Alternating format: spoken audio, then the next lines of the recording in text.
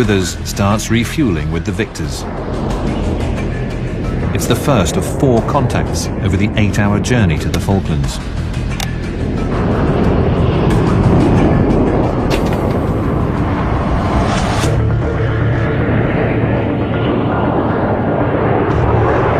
But when the empty Victors start returning to Ascension, they make a terrible discovery.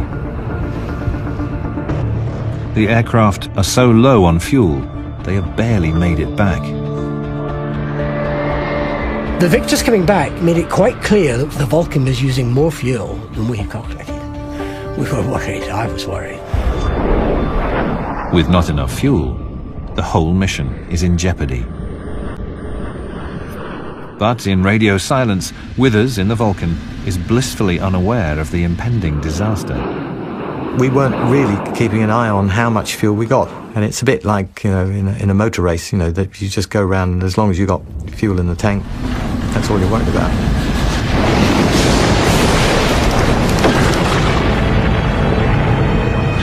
Then, with 2 refuelings left, the sortie hits a major electrical storm. It's always the same. When the chips are down, you run into turbulence. And did we run into turbulence? And it's now that the last 2 remaining Victors must refuel. Flying in the rear Victor, Bob Tuxford knows if he can't get fuel, the mission is over.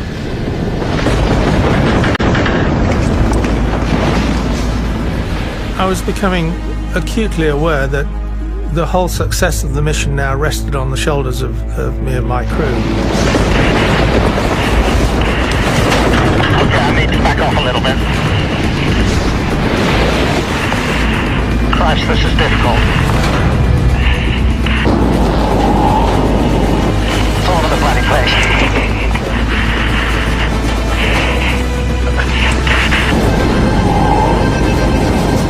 A miracle happened. Contact. I couldn't believe it. Not only did he get in, he stayed in.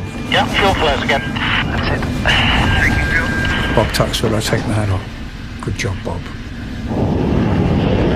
But as Tuxford's Victor completes refueling and flies out of the storm, the crew make an alarming calculation. There isn't enough fuel. We were well short, to the point where we wouldn't actually be able to make the island back at Ascension.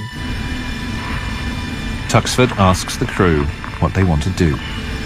Right, we either turn back now, pretty sharpish, or at least press on in the knowledge that we've got to come up with some sort of alternate plan. I need you all to speak now and give me your view whether we continue or turn back. Without hesitation, each one of my 4 crew members said that we've come this far, we'll press on. Their decision means that they may be forced to ditch with little hope of rescue.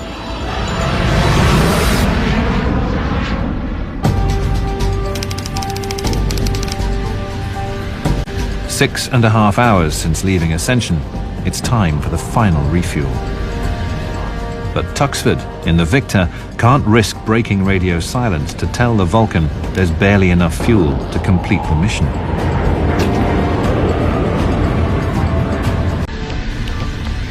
In theory, we should have then gone back to Ascension and aborted the whole attack.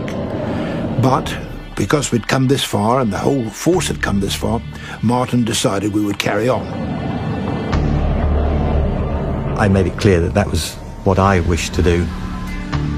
Nobody tried to say otherwise, so we pressed on.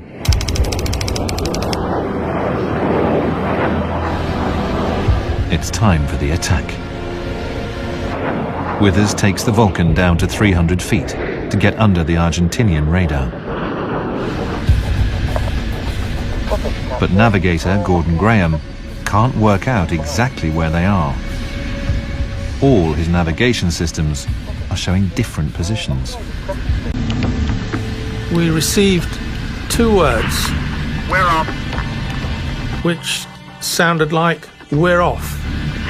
What does he mean, we're off? Was he off to attack the target, or was he off to Ascension? We felt dejected. We felt that all our efforts had been in vain. In the Vulcan, Withers faces the hardest decision of his life, whether to give up the attack or press on and gamble the lives of his crew.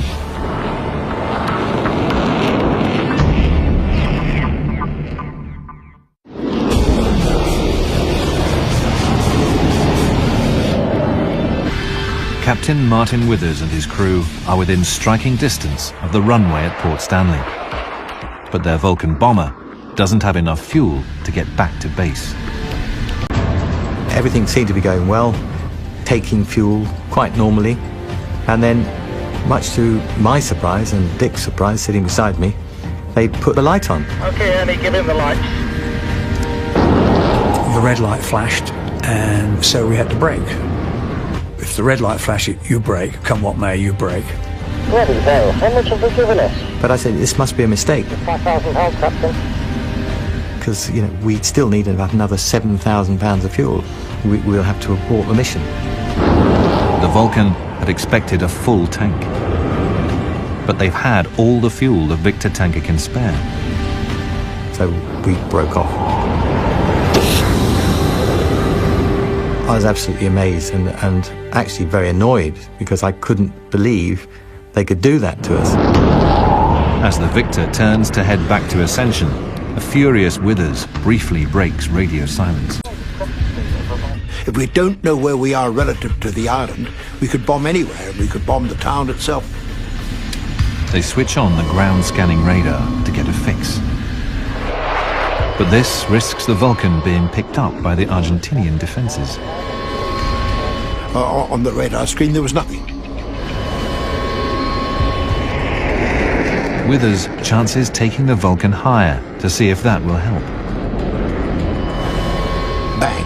The Falkland Islands appeared right in the middle of the radar screen, only about a mile away from where we'd thought we were. However, just as we got up to about 500 feet, I suddenly picked out a search radar. Echo found radar, 12 o'clock. The Argentinians have spotted them. But there's no turning back. Withers must now climb up for the final run-in.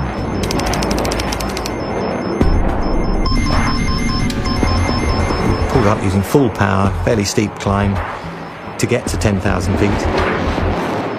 We had about a 20-mile run-in, and we felt very vulnerable because you're sitting there. They know you're there. 10 o'clock, jamming. I'd pulled the visor covers down. We thought flak would be coming up at us, like you see in the war films. We hadn't done this before.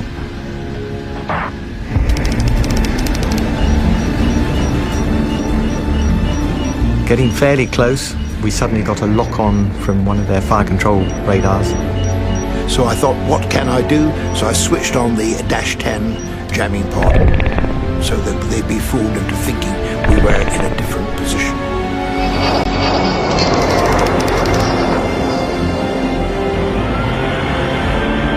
I opened the bomb doors early to make sure there wasn't a problem with the doors themselves. Pop signals alive, Captain. Nav radar Bob Wright checks the antique bombing computer. Its pulleys and bicycle chains must calculate to the split second when to release the bombs. 5.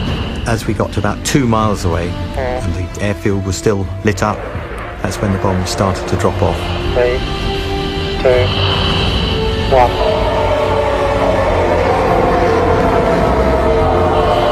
Let's go. And they dropped off at half-second intervals, 21 bombs. From 10,000 feet, it'll take 20 seconds for the bombs to hit the ground. Once the last bomb went, Martin pulled the stick climbing turn to the left to get away from any Argentinian air defense threats. The sky opened up a short while after that with every gun blazing.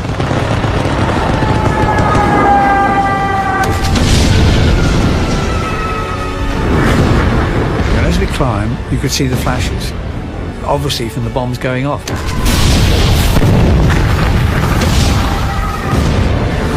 Now I felt a bit sorry for the people on the ground. I mean, not every day in your life you drop live bombs on somebody. We had no idea at that point whether the bombs had actually hit the runway. It was a real sort of, all over, you know, I'm safe now, even though, yeah, we still did have quite a major problem to cope with.